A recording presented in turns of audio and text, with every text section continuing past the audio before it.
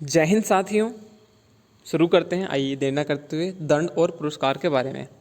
दंड और पुरस्कार, आज हम दंड और पुरस्कार दोनों के बारे में बिल्कुल पढ़ेंगे। आपकी जानकारी के लिए आपको बता दूं, यहाँ से 10 नंबर का आएगा जीवन कौशल प्रबंधन एवं अभिवृद्धि। यहाँ से 10 नंबर का है। 4 वीडियो पहले हो चुकी हैं, 5वीं वीडियो ये है। सबके लिंक मैं आपको नीचे भी दे सकता हूँ और आप प्लेलिस्ट में जाकर इनको देख सकते हैं। मैं डीपली पढ़ाने का मेरा मकसद यही है कि आपको यहाँ से 10 में से 10 नंबर लाने की पूरी कोशिश करना। आज हम बात करेंगे दंड के बारे में और पुरस्कार के बारे में। तो दंड के बारे में देख लेते हैं और पुरस्कार के बारे में इधर देख लेते हैं। चार्ट के माध्यम से मैंने थोड़ा लिख दिया है, बाकी आप आगे भी देख सकते हैं। दंड क्या है? एक नकारात्मक है। दंड नकारात्मक प्रेरणा है, निषेधात्मक प्रेरणा है, अवांछनीय कार्य है। ये क्या है? दंड है। एक वो हुए थे वैज्ञानिक सेदना, उन्होंने दंड के बारे में व्याख्या की है। बस इतना आपको ध्यान में रखना है, ठीक है। दंड एक अवांछनीय कार्य को त्याग देता है। अगर आपको बच्चों को दंड मिलेगा तो अवांछनीय कार्यों को त्याग देता है और वांछित व्यवहार की ओर अग्रसर हो जाता है। ये दंड की रूपरेखा है। किसके अनुसार? हमारे तुम्हारे अनुसार नहीं, वैज्ञानिकों के अनुसार। अगर हमारे तुम्हारे अनुसार होंगे तो आजकल बच्चे क्या हैं, कोई दंड दे दे, आवे मिल बाहर, तुझे वहाँ देखते हैं। यही तो है। अगर कोई टीचर किसी बच्चे को क्लास में दंड दे रहा है तो उसे बाहर जाने से पहले क्लास टीचर को ठोक देंगे, पक्का। तो ये आज की जनरेशन है। लेकिन हम बात करेंगे अपने पुराने, अपने पारंपरिक मूल्यों के बारे में, तो तभी का वर्णन और मनोवैज्ञानिक के अनुसार इसका वर्णन है। अगर बात करें पुरस्कार की, तो पुनर्बल में सहायक और मनोविज्ञान की आधारित प्रेरणा है। हरलॉक, थॉमसन और रायन वन के अनुसार ये पुरस्कार की इन्होंने व्याख्या की है। पुरस्कार एक साधन है, यानी बाह्य साधन जो पुनर्बल में सहायक होता है। ये बाह्य प्रेरक है, पुरस्कार है जो हमारे बाह्य साधन पुनर्बल में सहायक होती है। अनुशासन की स्थापना होती है, अच्छे कार्य के लिए प्रेरणा मिलती है। वो सब किससे मिलती है? पुरस्कार से मिलती है। दंड एक सुधारात्मक विधान है उनके अनुसार। दंड क्या है कि अगर बच्चे को दंड मिल जाए तो सुधर जाएंगे, पर ऐसा जरूरी नहीं है। लेकिन हाँ, कुछ हद तक ठीक है। लेकिन हमें ये सही करना है। कभी आप पेपर में कर दो कि बच्चा नहीं सुधरेगा, हमें वहाँ ये दिखाना है जो इसमें लिख रहा हुआ है। अपने विचार हमें साइड में रख देने हैं। दंड एक सुधारात्मक विधान है, ठीक है। नेक्स्ट चलते हैं थोड़ा आगे। बहुत अच्छा है, आपको काफ़ी इसमें मैंने सब कुछ रख दिया है लगभग। अगर उसकी बात करें स्वस्थ प्रतिस्पर्धा, तो वो होगी पुरस्कार में। प्रबल प्रेरक पुरस्कार के अंतर्गत आएगा। और त्रुटियों में सुधार, अब देखो 7 से 17 वर्ष तक की जो संभावना होती है वो मैक्सिमम होती है। किसकी? अपचार की, मतलब जो अपराध होता है। लेकिन हम बच्चों के लिए अब अपराध शब्द का प्रयोग नहीं करते। आईपीसी और सीआरपीसी यहाँ तक कि इसमें नहीं, लेकिन एक अलग से बच्चों के लिए बहुत से एक्ट बनाए गए हैं, मैंने पढ़े हैं, यानी कानून का मैंने पढ़ा हुआ है। तो उसमें अपचार शब्द का यूज, मतलब अपचारी बालक होता है जो अपराध करता है, वहाँ अपराध शब्द का यूज नहीं करेंगे। तो वही इनकी गलती यानी दंड आप कह सकते हैं। पुरस्कार और दंड में समानता होती है मनोवैज्ञानिकों के अनुसार, क्योंकि दोनों का एक ही उद्देश्य होता है, याद रखिएगा। अपराध के कारक संवेगात्मक असंतुलन होता है, यानी जब तक अपराध का जो कारक है, जो कारण, आप कारण जान लीजिए। अपराध का कारण क्या है? नॉर्मल सी चीज़ है। अपराध का कारण क्या है कि बच्चा है, बच्चा तो ठीक है, सजा का प्रावधान भी नहीं है अगर बच्चा अपनी मर्जी से, सहमति से ना कुछ ऐसा करे। सारे जो हमारे बच्चों के लिए जितने भी कानून बने हुए हैं, तो बच्चों के लिए इसमें थोड़ा, मतलब इस टाइप से आप कह सकते हैं कि इसमें एक माफ़ी का प्रावधान है। इसमें अपराध का भी एक संवेगात्मक असंतुलन है, वो भी हो सकता है, ठीक है। इसमें दंड बालक की प्रकृति में आवश्यक है। नॉर्मल सी चीज़ है, अगर बच्चों को दंड दे रहे हैं तो दंड से बच्चा सीखता है, ऐसा कहा गया है। किसके अनुसार? देखते हैं किसके अनुसार। यानी दंड बालक की प्रकृति में आवश्यक है।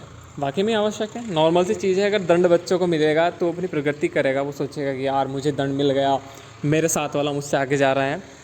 कठोर दंड परिणाम उसका अस्थायी होता है, तो इसलिए कठोर दंड एक टीचर नहीं दे सकता।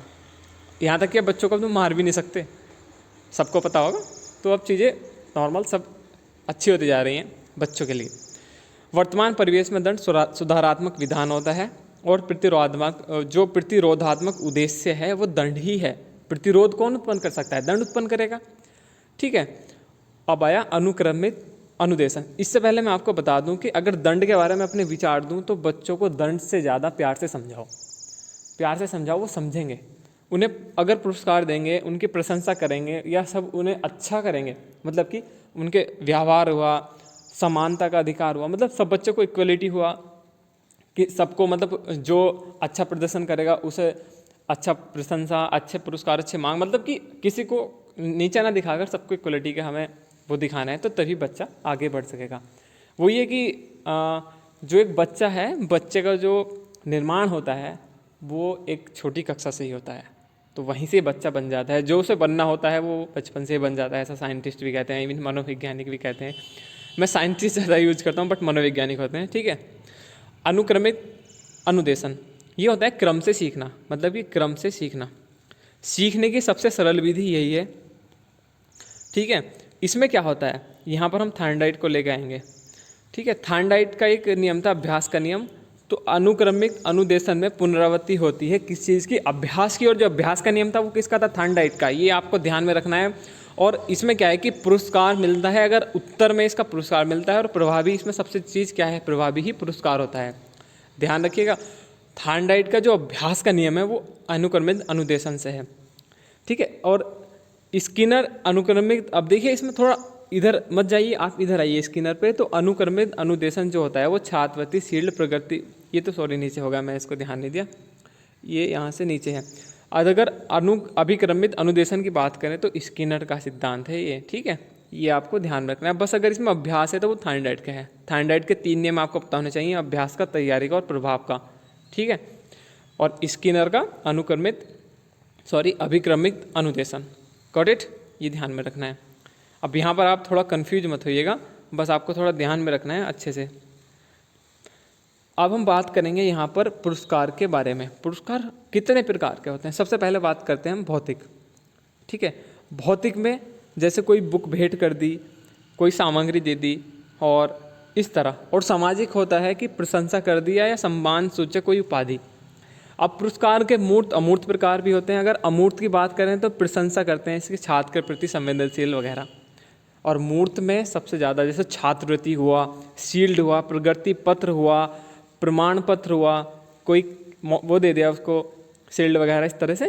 तो ये हो गए मूर्त, चारों आपको ध्यान में होना चाहिए। और दंड का आपको पता ही होगा, शारीरिक, मानसिक दंड, सामाजिक, आर्थिक, वैधानिक, मनोवैज्ञानिक। शारीरिक दंड शरीर से, मानसिक दंड बच्चों को मानसिक, मतलब समझ सकते हैं, अर्थ समझ सकते हैं। सामाजिक, समाज के द्वारा। आर्थिक दंड तंगी, आर्थिक तंगी, पैसों की तंगी। वैधानिक हो गया, कानून के द्वारा भी हो सकता है। मनोवैज्ञानिक दंड आपको पता ही होगा, ठीक है। और दंड मुक्त हो बचपन, ये शिक्षा का अधिकार से ही कम हुआ है। 1 अप्रैल 2010 वेरी मोस्ट है, 1 अप्रैल 2010 से शिक्षा का अधिकार अधिनियम लागू हुआ था, आप इसको भी ध्यान में रखिएगा। तो ये था आज का दंड का टॉपिक। और इसके साथ हाँ, मैं आपको एक और टॉपिक बचा है इसमें, आप चाहें तो मैं इसके नेक्स्ट वीडियो कर सकता हूँ, लेकिन अब वीडियो हो गई है 7 मिनट की, 8 की, तो इसको भी कर लेते हैं। ये हमारा सबसे लास्ट टॉपिक है जीवन कौशल का। इसकी बात करें तो अभिवृद्धि, ठीक है। अभिवृत्ति, मनोवृत्ति, ये गुड महोदय के कथन है। यानी किसी व्यक्ति, वस्तु या घटना के प्रति एक विशिष्ट प्रकार से अनुक्रिया करने की एक मानसिक सक्रियता होती है। मनोसामाजिक अवधारणा, इसके 3 तत्व हैं, संज्ञानात्मक, भावनात्मक, व्यवहारात्मक। संज्ञानात्मक है किसी वस्तु के प्रति उसका ज्ञान, कोई वस्तु है, हमारा उसके प्रति कितना ज्ञान है, वो क्या है, एक संज्ञानात्मक तत्व है। भावनात्मक, देखो कुछ चीज़ें ऐसी होती है पढ़ने के बाद ही उन्हें हम उनका अर्थ निकाल सकते हैं। जैसे एक घटना हो गई, उसकी पॉजिटिव यानी सकारात्मक, नकारात्मक क्या है वो हम डिफाइन कर सकते हैं। व्यवहारात्मक, दोनों प्रकार का, आपका व्यवहार कैसा है। अभिवृत्ति सदैव अर्जित होती है, पूछ लेता है। देखो मैं सारी चीज़ें ऐसी करा रहा हूँ कि बहुत ही ज़्यादा मेन है, मैंने हर जगह से उठाई है बहुत अच्छे से। अभिवृत्ति सदैव अर्जित होती है। 1972 की बात है, एक थर्स्टन ने अभिवृत्ति मापन के लिए एक नियम बनाया था, तुलनात्मक निर्णय का नियम। वेरी मोस्ट याद कर लीजिएगा। उसके 3 सिद्धांत थे, जो तीनों सिद्धांत थे बहुत ज़्यादा मेन रहे। एक स्केलिंग, प्रत्यक्ष और अवलोकन। आप अगर अवलोकन प्रत्यक्ष की बात करें तो आज भी हम इसका यूज करते हैं, कैसे वो देखते हैं। स्केलिंग विधि क्या है कि जो मनोवैज्ञानिक व्यक्ति की मानदशा होती है, इसको मैं थोड़ा ऊपर कर लेता हूँ, समझने में आसानी होगी। यानी जो ये विधि होती है स्केलिंग विधि, तो इसमें होता है मनोवैज्ञानिक इसमें होता है मनोवैज्ञानिक, सॉरी यहाँ ट्रैफिक, मैं क्या कर सकता हूँ, ये देखेगा बहुत दूर है लेकिन फिर भी आवाज़ आती है तो माफ़ कीजिएगा दोस्त। स्कैनिंग विधि क्या होती है कि मनोवैज्ञानिक व्यक्ति की मानदशा की स्थिति को स्केलिंग करके उसकी अभिवृत्ति का मापन करते हैं। दूसरा प्रत्यक्ष विधि और तीसरा अवलोकन विधि। स्केलिंग विधि में मैंने आपको बता दिया, और प्रत्यक्ष में क्या होता है कि प्रशिक्षक परीक्षार्थी से प्रश्न, कौन से प्रश्न पूछता है? प्रत्यक्ष प्रश्न पूछता है। और अवलोकन होता है, जो प्रशिक्षक होता है मानव के प्रतिदिन की दिनचर्या, उसने रोज क्या किया, उसके आधार पर उसके व्यावहारिक परिस्थितियों का अवलोकन करना ही तीनों हो गए हमारे स्केलिंग, प्रत्यक्ष और अवलोकन। अब बात करते हैं अभिक्षमता। अभिक्षमता क्या होती है? एप्टीट्यूड क्या होता है? ये जन्मजात और अमूर्त शक्ति है, यानी व्यक्ति की कार्य करने की क्षमता ही क्या होती है? अभिक्षमता, एप्टीट्यूड होता है। ये किसने दिया था शब्द? याद रखिएगा, किसका शब्द है? फ्रीमैन का। इन्होंने व्यक्ति के कार्य करने की क्षमता यानी प्रशिक्षण के साथ सीखने की क्षमता का पता चलता है, यही एप्टीट्यूड होता है। वेरी मोस्ट, आप याद कर लीजिएगा इसको। इसके 3 आप टाइप देख लीजिएगा, सामान्य, भेदक और विशिष्ट। एक शब्द है रुचि, इंटरेस्ट। अगर इसके अंदर ज़्यादा जाएं, आपको पता ही होगा, जब तक बच्चा किस चीज़ में रुचि नहीं लेगा तो उस चीज़ को सीख नहीं सकता, ये आपको पता ही अच्छे से। तो बुद्धि संरचना सिद्धांत था, वो दिया था जेपी गिलफोर्ड ने। वेरी मोस्ट याद रख लीजिएगा। ये जन्मजात और आंतरिक प्रेरक शक्ति क्या है? रुचि है। ठीक है। इंटरेस्ट आप देख सकते हैं, जब तक बच्चों में आप रुचि पैदा नहीं कर सकते तो कोई भी बच्चा नहीं पढ़ पाएगा। जब तक रुचि है, जब तक आप, मैं अपनी बात ले लूँ, आपकी बात ले लूँ, आप अगर इस वीडियो में, इस टॉपिक में या इन सब सब्जेक्ट में आप रुचि नहीं लेंगे तो आप नहीं पढ़ पाओगे। जब तक आप रुचि नहीं लोगे तो आप अध्ययन नहीं कर पाओगे। ये मेरा अपना अनुभव है, क्योंकि मैं भी जब पढ़ता हूँ तो मैं भी इसमें एक इंटरेस्ट लेता हूँ कि हाँ यार, इसमें मुझे ये चीज़ अच्छी लगी, तो आप भी इंटरेस्ट लीजिए। मैं आप सभी के अच्छे उज्जवल भविष्य की कामना करता हूँ। तो गाइस, मिलते हैं अगले टॉपिक के साथ। ये टॉपिक आज फिनिश हो चुका है 10 नंबर का। तो मैं एक वीडियो लेके आऊँगा इसकी, जिसमें मैं पाँचों की पाँचों वीडियो से ऐसे ऑब्जेक्टिव क्वेश्चन रखूँगा जो बहुत ही ज़्यादा मेन है। यानी आप इन 5 वीडियो को पढ़ने के बाद अगर आप ये वीडियो देखेंगे, लास्ट वाली वीडियो देखेंगे, तो आपको इसमें से सर्वाधिक क्वेश्चंस ऐसे मिलेंगे जो मैं हर जगह से लेके आऊँगा आपके लिए। आप देखते रहिएगा अपनी इस चैनल को, हमारी इस वीडियो को। और गाइस हाँ, एक बात और आप ध्यान रख लीजिएगा, थोड़ी इंपॉर्टेंट है। वीडियो लंबी हो रही है मुझे पता है, लेकिन आपके लिए मैं बात बता रहा हूँ कि जब मैं एक वीडियो ये वाली लेके आऊँगा तो इसमें मैं मैक्सिमम क्वेश्चन ऐसे रखूँगा जो हम पिछली वीडियो का निचोड़ रखेंगे। यानी एक ऐसी वीडियो जो 10 नंबर हमारे पूरे में से पूरे करने की प्रयास करेंगे। तो गाइस, मिलते हैं अगली वीडियो में, तब तक के लिए आप सभी का बहुत बहुत धन्यवाद। Thank you.